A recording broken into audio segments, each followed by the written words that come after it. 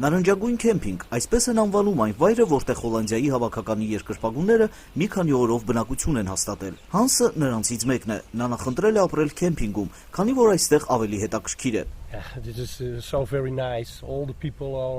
Այստեղ մենք զգում ենք ինչպես մի մեծ ընտանիքում, իհարկե հյուրանոցում նույնպես լավ է, սակայն այստեղ քեմփինգում շատ ուրախ է, իսկ եթե չորեքշաբթի օրը հաղթենք, տրամադրությունը ավելի կբարձրանա։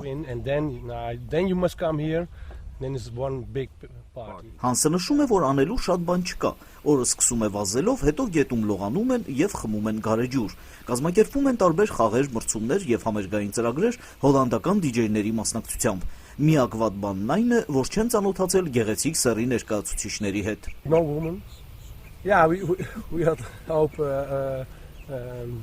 Մենք լսել էինք, որ ուկրաինուհիները շատ գեղեցիկ են, բայց ցավոք քեմփինգում նրանց հնարավորություն չունենք տեսնելու, իսկ քեմփինգում գտնվող կանայք եկել են Հոլանդիայից իրենց ամուսինների և ընկերների հետ։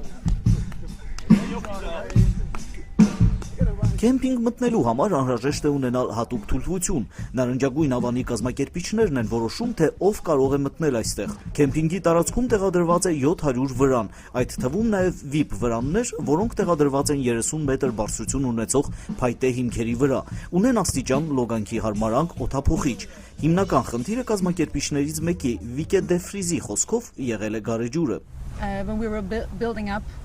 Երբ մենք ստեղծեցինք քեմփինգը, միակ խնդիրը, որն առաջացավ, գարեջրի ջերմաստիճանն էր, այն շատ տաք էր, բայց այդ հարցը արդեն լուծվել է։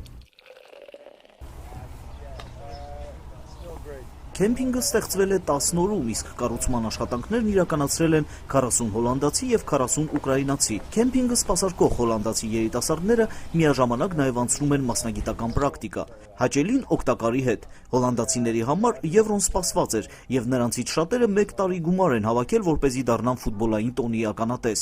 Իսկ առաջին պարտությունը ծանր չեն տանում։ Նրանք հավատում են հաղթանակին, և քեմփինգում հնչում է այն երգը, որտեղ ասվում է. նարնջագույնը հաղթելու է և հասնելու է Կիև։